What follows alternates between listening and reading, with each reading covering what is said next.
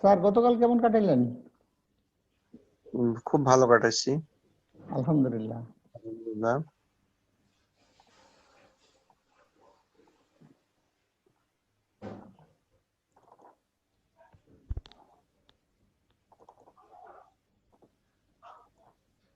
মেটাবলিজমে আসছি sir.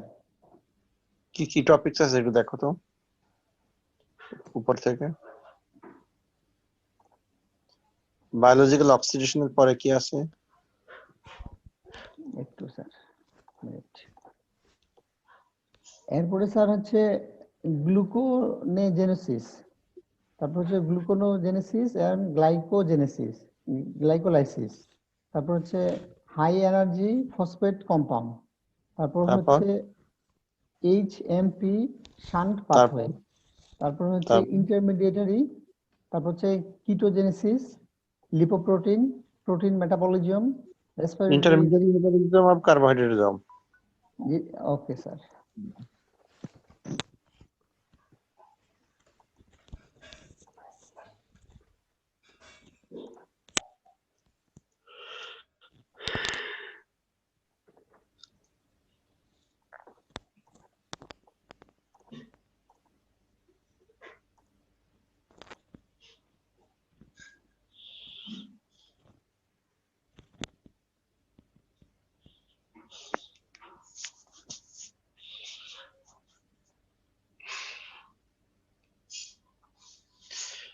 Okay, ঠিক আছে, বড় করে দাও।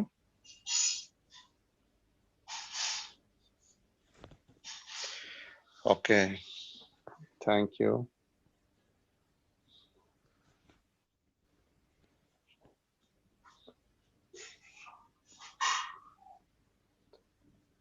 আমাকে কি ভিডিওতে দেখা যাচ্ছে? জি স্যার। জি স্যার।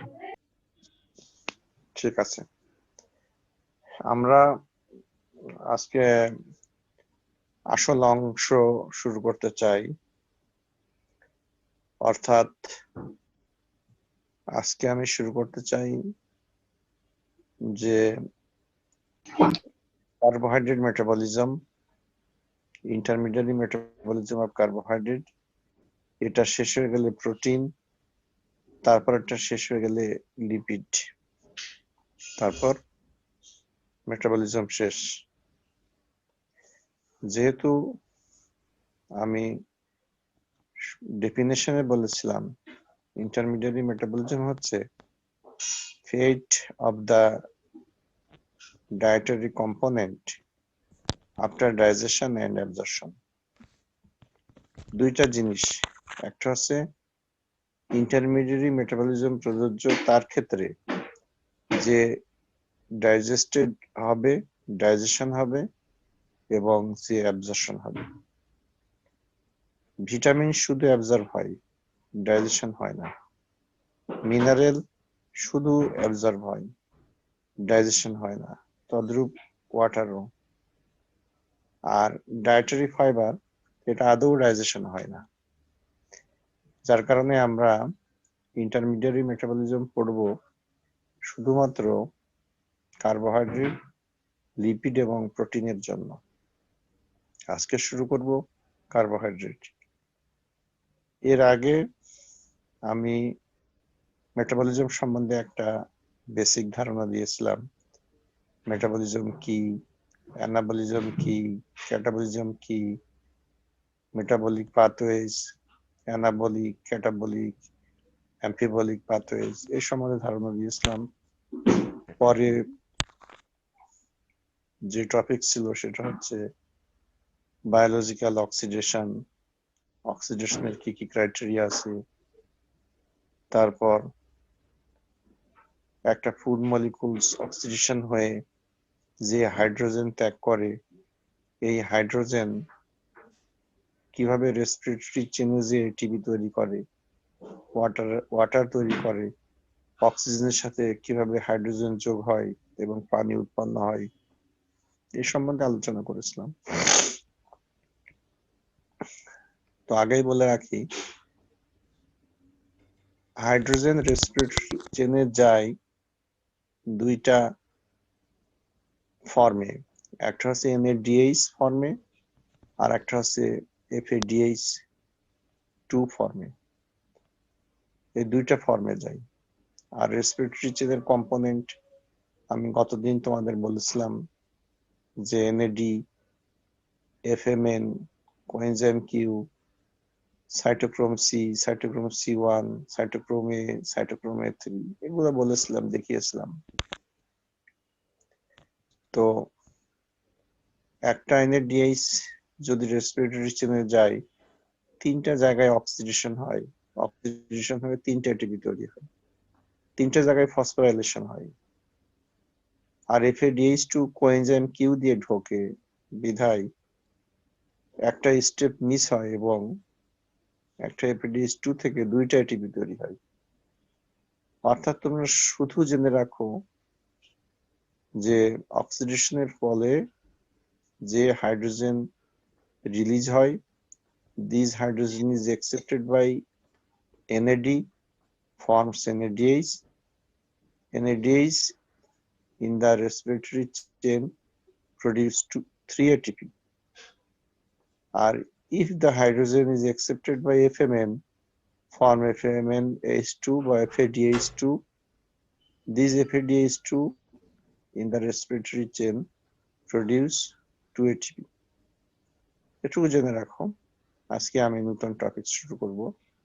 যেহেতু আমাদের ফান্ডামেন্টাল পড়াশোনা, বেসিক পড়াশোনা শেষ হয়েছে মেটাবলিজমের সম্বন্ধে, ইন্টারমিডিয়েট মেটাবলিজম অফ কার্বোহাইড্রেট, এখানে আমরা মেইনলি দেখতে চাই কিভাবে কার্বোহাইড্রেট সেলের মধ্যে অক্সিডেশন হয়ে এটিপি তৈরি করে, আরো কি কি পদার্থ উৎপন্ন করে, কি কি পাথওয়ে ব্যবহৃত হয় এবং সেই পাথওয়ে গুলো কিভাবে সম্পন্ন হয়। অ্যাকচুয়ালি কার্বোহাইড্রেটের ফেট কি হয়, fate of the carbohydrate after digestion and absorption. তার আগে আমি একটু কথা বলে নিই। শফিক, নেক্সট স্লাইড দাও।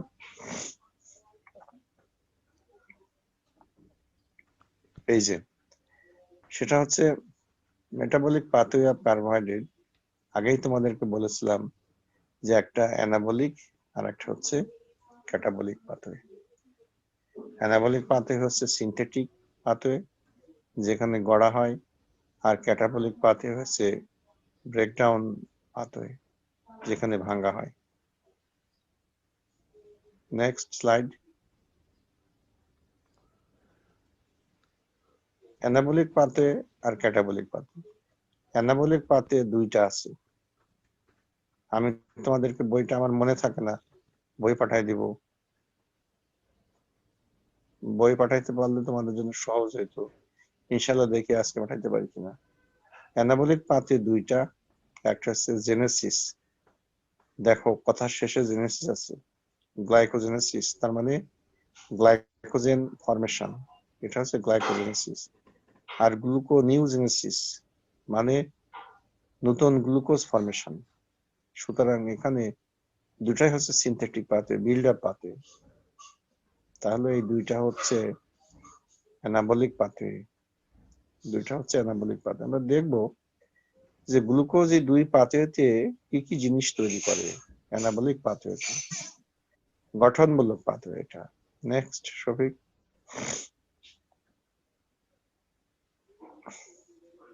আর এটা হচ্ছে ব্রেকডাউন পাথওয়ে। কার্বোহাইড্রেট এই সমস্ত পাথওয়েতে, এই 5টা পাথওয়েতে ভাঙ্গা হয়, ভেঙে বিভিন্ন রকমের জিনিসপত্র তৈরি করা হয়। একটা হচ্ছে গ্লাইকোলাইসিস, প্রথমটা হচ্ছে গ্লাইকোলাইসিস, যার আর একটা নাম হচ্ছে EM পাথওয়ে বা এমবেডেড মেয়ারঅফস পাথওয়ে। EM পাথওয়ে বা এমবেডেড মেয়ারঅফস পাথওয়ে।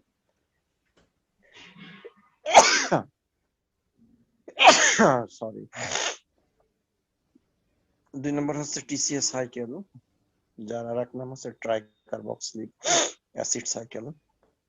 3 নম্বর হচ্ছে HMP শান্ট পাথওয়ে।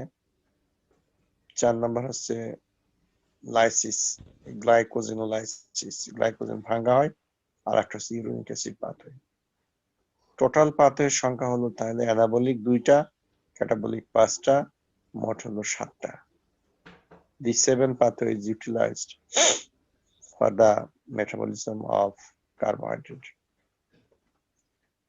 তো আমরা আজকে একে একে আমাদের এই 7টা পাথওয়ে শেষ করতে হবে। এই জন্য এই মেটাবলিজম চ্যাপ্টারটা একটু বড় হবে। সবাই মানসিকভাবে প্রস্তুত থাকি এবং স্যারের কাছে ধন্যবাদ দিই। আমি যখন কলেজে পৌঁছাবো 9টা 10টা 11টার দিকে তোমরা আমাকে একজন মনে করাই দিবা যে স্যার বইটা পাঠাই দেন, স্যার বইটা পাঠাই দেন। আমার তো মনে থাকে না, তোমাদের তো দরকার, তোমরা মনে করাই দিবা। Next slide Shafiq. This is that pathway. Catabolic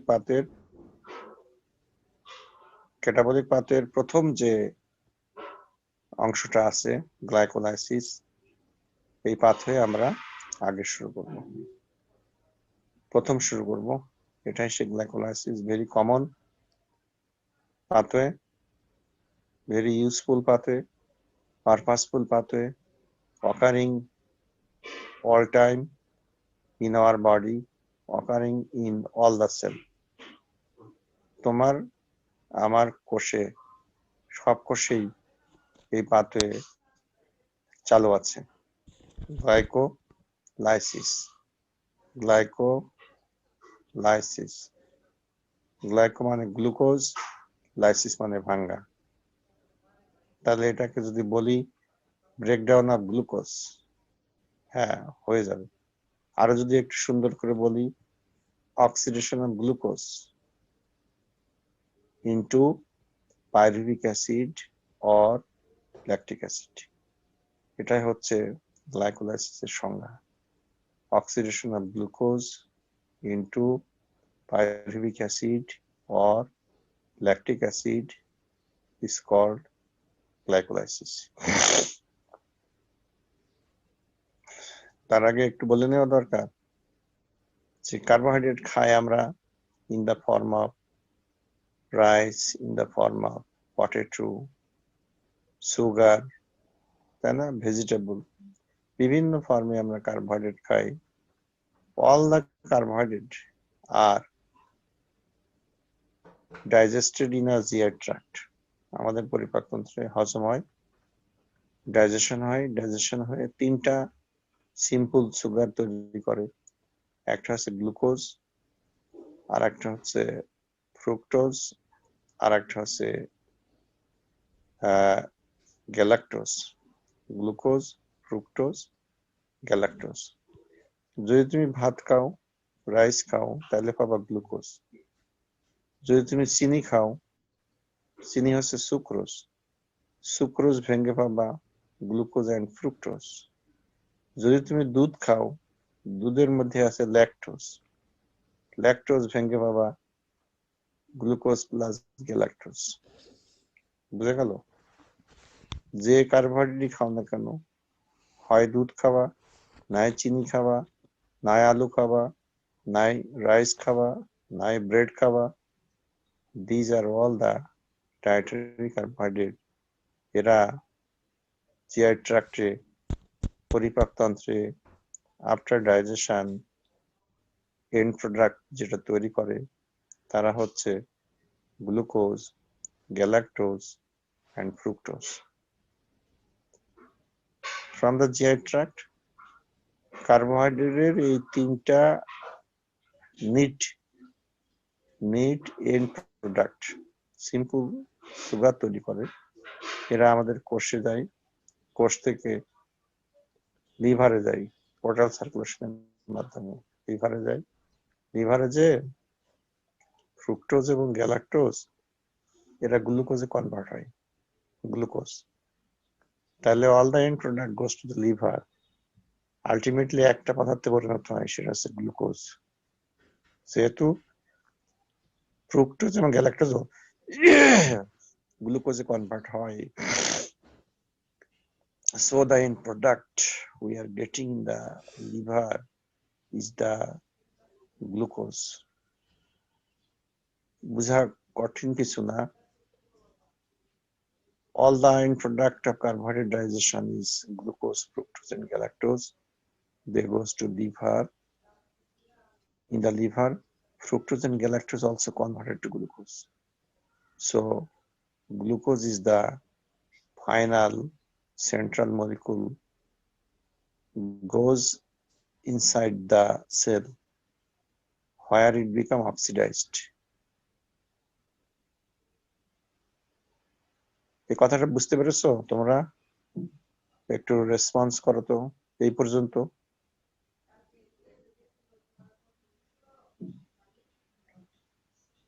একজন রেসপন্স করো। one student, any one student response যে আলু খাও, গম খাও, রুটি খাও, যাই খাও না কেন, পাবা হচ্ছে গ্লুকোজ, ফ্রুক্টোজ, গ্যালাক্টোজ। তিনজনই যাবে লিভারে, ওখানে ফ্রুক্টোজ এবং গ্যালাক্টোজ গ্লুকোজে পরিণত হবে। তাহলে ফাইনাল এন্ড প্রোডাক্ট হচ্ছে গ্লুকোজ। লিভারে যে আলটিমেটলি গ্লুকোজ তৈরি করছে। This glucose is distributed through blood to all the cells. তোমার কোষে সব, শরীরের সমস্ত কোষে যাবে যে এই গ্লুকোজ অক্সিডেশন হবে, অর্থাৎ গ্লুকোজ অক্সিডেশন মানে কার্বোহাইড্রেট অক্সিডেশন হওয়া, একই কথা। এই কথাটা বুঝতে পেরেছো কিনা এইটুকুই জানতে চাচ্ছি। জি স্যার। জি স্যার, বুঝতে পেরেছি। জি স্যার, বুঝতে পারছি। Thank you. আর যে পাথওয়ের মাধ্যমে অক্সিডেশন হবে, ফার্স্ট পাথওয়ে হচ্ছে, প্রথম পাথওয়ে হচ্ছে গ্লাইকোলাইসিস, অর্থাৎ glucose lysis, glucose oxidation into and product হবে পাইরুভেট অর ল্যাকটেট, এবং এটা হবে হচ্ছে কোষের সাইটোপ্লাজম। এই গ্লাইকোলাইসিসের কাজ সম্পন্ন হবে কোষের সাইটোপ্লাজমে, অক্সিডেশন হয়ে এনার্জি তৈরি করবে, এটিপি তৈরি করবে। আমরা দেখব কিভাবে সেই এটিপি গুলো তৈরি হয়, পর্যায়ক্রমে আমরা সেটাই দেখার চেষ্টা করব, কি কি স্টেপ আছে। শফিক যাও তো নেক্সট স্লাইড, নেক্সট স্টেপে।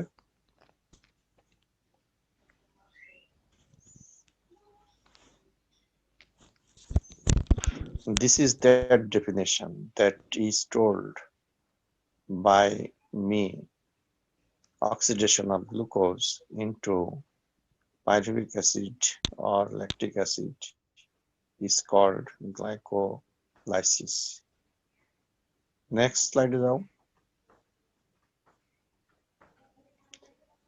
Yes, I told it to you that the process of glycolysis occurring in all the cells of our body to produce energy. RBC থেকে শুরু করে এপিথেলিয়াল সেল বলো, মায়োকার্ডিয়াল সেল বলো, skeletal muscle tissue বলো, neuron বলো, সব কোষেই glycolysis হবে এবং এনার্জি তৈরি করবে। এটা বাধ্যতামূলক, দরকার, বাঁচতে হলে গ্লাইকোলাইসিস করতে হবে। নেক্সট শফিক।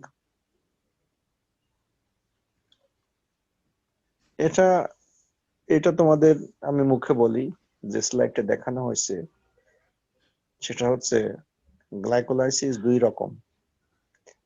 গ্লাইকোলাইসিস দুই রকম হয়, একটা হচ্ছে অ্যারোবিক আর একটা হচ্ছে অ্যানারোবিক। গ্লাইকোলাইসিস দুই রকম, একটা হচ্ছে অ্যারোবিক আর একটা হচ্ছে অ্যানারোবিক। অ্যারোবিক মানে কি? অ্যারোবিক মানে ইন প্রেজেন্স অফ অক্সিজেন, এটা হচ্ছে অ্যারোবিক গ্লাইকোলাইসিস। আর অ্যানারোবিক মানে in absence of glycolysis, in absence of oxygen. তাহলে glycolysis are of two types. It may be in presence of oxygen or in absence of oxygen.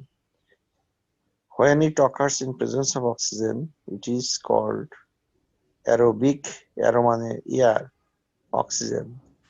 It is called aerobic glycolysis. When it occurs in absence of oxygen, it is called anaerobic glycolysis. বুঝতে পেরেছো মনে হয়? Unique pathway বলা হচ্ছে এই কারণে যে aerobic anaerobic দুইটা অবস্থাতেই এই গ্লাইকোলাইসিস হতে পারে। কোষের মধ্যে অক্সিজেন থাকুক আর কোষের মধ্যে অক্সিজেন না থাকুক, গ্লাইকোলাইসিস এর কাজ সম্পন্ন হবে এটিপি তৈরি করবে।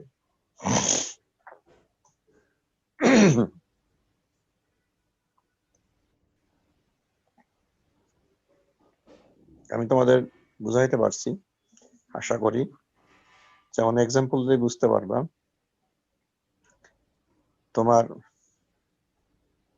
Heart muscle, suppose heart muscle, cardiac muscle, heart muscle always perform aerobic glycolysis.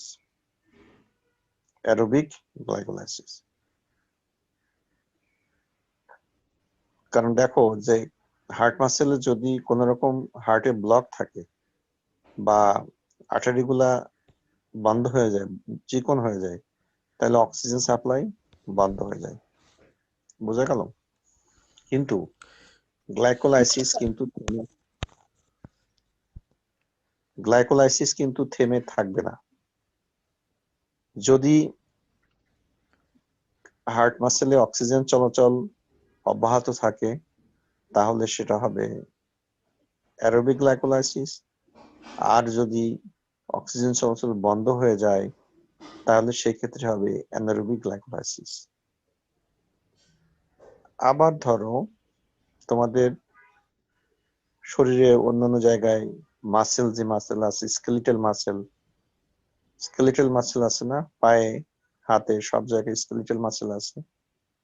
যখন দৌড়াও, এক্সারসাইজ করো, তখন আলটিমেটলি স্কেলিটাল মাসেলে অ্যারোবিক গ্লাইকোলাইসিস হয় রেস্টিং কন্ডিশন। যেমন আমি এখন রেস্টিং আছি, তুমি আছো রেস্টিং, অক্সিজেন চলাচল ঠিক আছে।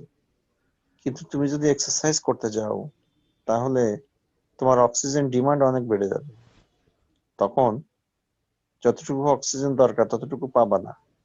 সেই ক্ষেত্রেও স্কেলিটাল মাসেলে গ্লাইকোলাইসিস হবে। তাহলে দেখা যাচ্ছে যে স্কেলিটাল মাসেলে normally aerobic, in excessive condition there is anaerobic glycolysis for the production of ATP.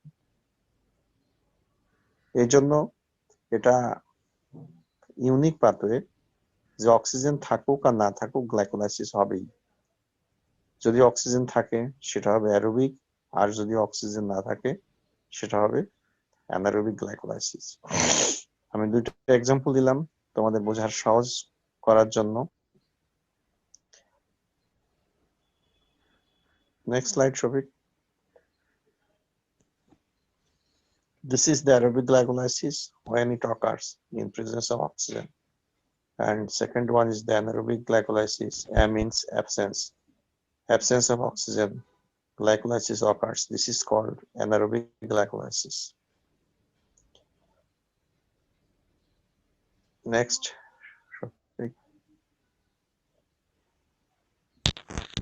এটা আমি অলরেডি এক্সপ্লেন করেছি যে glycolysis, oxidation of the glucose is the central process of carbohydrate metabolism. আমি এক্সপ্লেন করে ফেলেছি আমার কথায় যে আমি যাই খাই না কেন ultimately we will get glucose in the liver.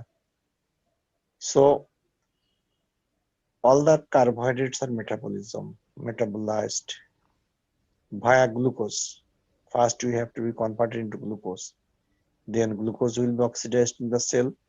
So glycolysis is the central process of carbohydrate metabolism. This is the explanation. এটা তোমাদের জানতে পারলে ভালো, পরীক্ষায় ধরবো না, পরীক্ষায় আসবেও না। নেক্সট শফিক। এটা আমি বলেছি দেখো, স্কেলিটাল মাসেল যেটা হয় পারফর্ম অ্যারোবিক, রেস্টিং কন্ডিশনে অ্যারোবিক, যদি হিউজ এক্সারসাইজে যাও তাহলে সেখানে anaerobic shifting, aerobic to anaerobic, কিন্তু গ্লাইকোলাইসিস বন্ধ হবে না। অ্যারোবিক না হোক কিন্তু অ্যানারোবিক হবে, এটিপি তৈরি করবে। এটাই হচ্ছে তোমার গ্লাইকোলাইসিসের ফিচার, ইউনিক ফিচার, যে it will continued even in absence of oxygen. Next slide.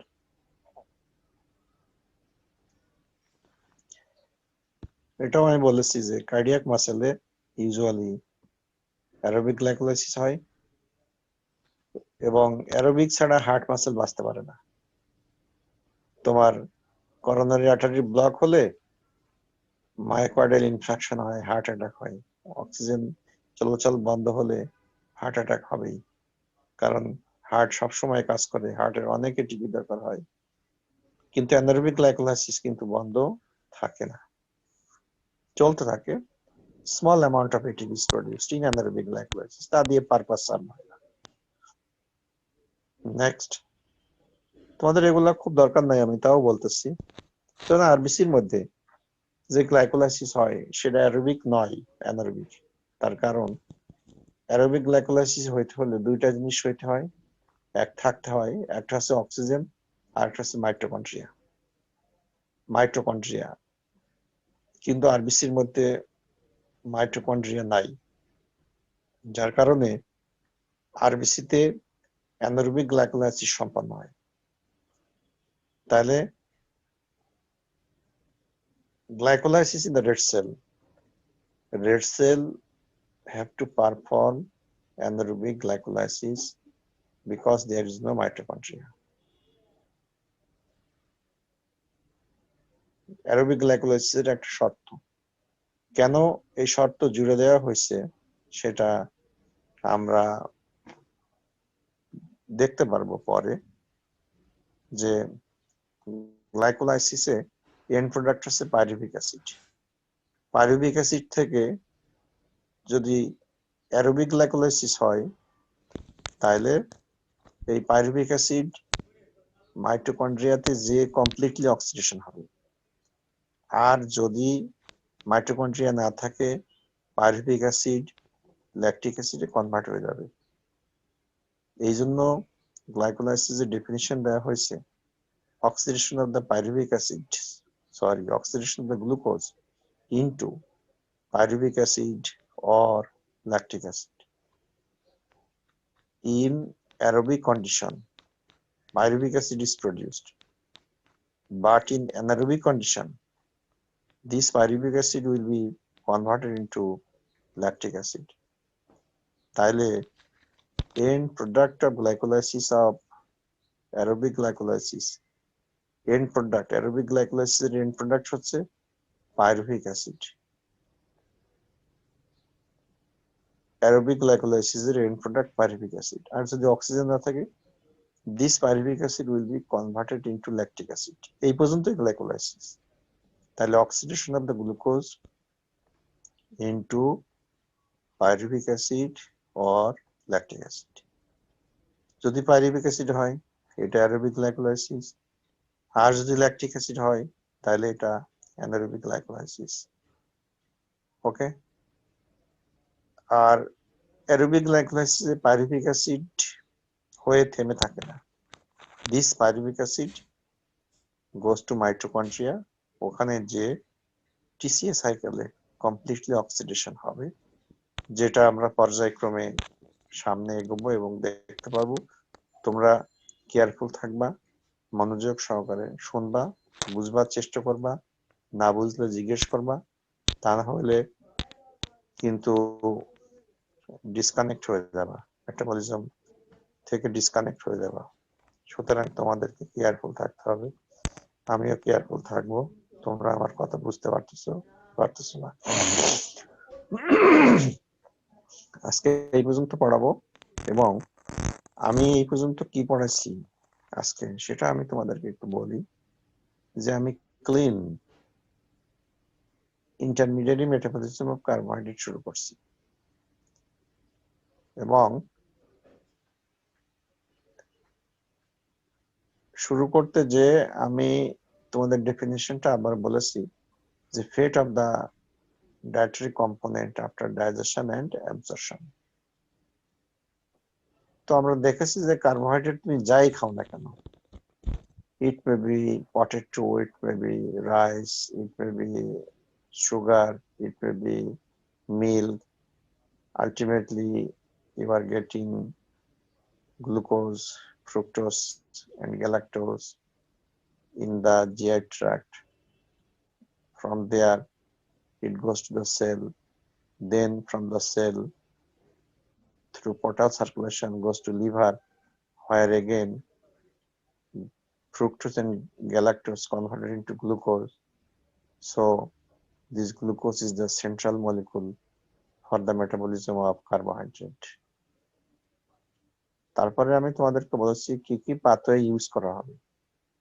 একটা হচ্ছে অ্যানাবলিক পাথওয়ে ইউজ করা হবে, আর একটা হচ্ছে ক্যাটাবলিক পাথওয়ে ইউজ করা হবে।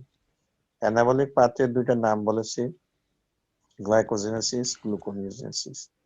ক্যাটাবলিক পাথওয়ে পাঁচটা নাম বলেছি, তার মধ্যে প্রথমটা হচ্ছে গ্লাইকোলাইসিস, মানে হচ্ছে oxidation of glucose into pyruvic acid or lactic acid. এই ডেফিনেশন এতটুকু মুখস্থ করতে হবে।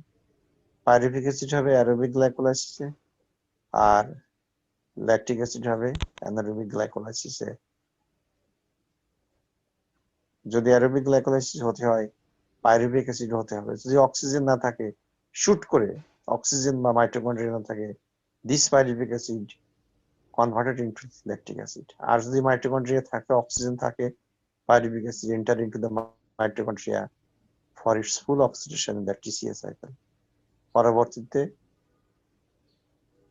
নেক্সট ক্লাসে যাওয়ার আগে গ্লাইকোলাইসিস সম্বন্ধে আরো কিছু বলার আছে, এগুলা নিয়ে আলোচনা করব।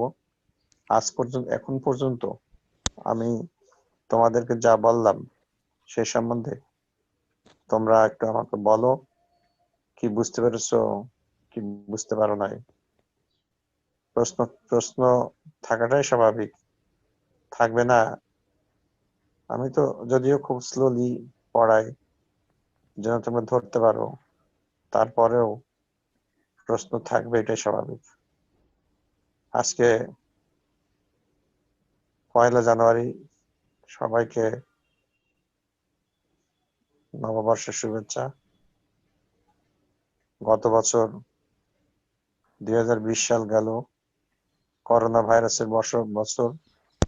এবার যেন আল্লাহ তাআলা আমাদের উপর থেকে করোনা ভাইরাসের মুসিবত দূর করে দেন। আমাদের এটা আল্লাহর কাছে প্রার্থনা, আমরা যেন সবাই সুস্থ থাকি, ভালো থাকি। ইতিমধ্যে আমাদের থেকে অনেক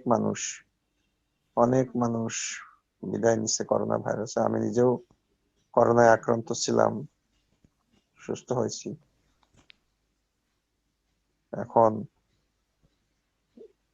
করোনা ভাইরাস বলো, নর্মাল ব্যাকটেরিয়াল ইনভলভমেন্ট বলো, সবকিছুর সাথে মেটাবলিজম রিলেটেড। তোমাদের এখন দরকার পরীক্ষায় পাস। আমি যতটুকু বলবো ততটুকু তোমরা শিখবা, তার বেশি শেখার দরকার নাই। বলো, প্রশ্ন থাকলে প্রশ্ন বলো। স্যার, অক্সিজেন উপস্থিত থাকলে সেটা অ্যারোবিক হবে না, আর অক্সিজেন অনুপস্থিত থাকলে সেটা অ্যানারোবিক? হ্যাঁ, অ্যানারোবিক মানে absent oxygen anaerobic glycolysis, present oxygen aerobic glycolysis. Okay sir. আর কিছু?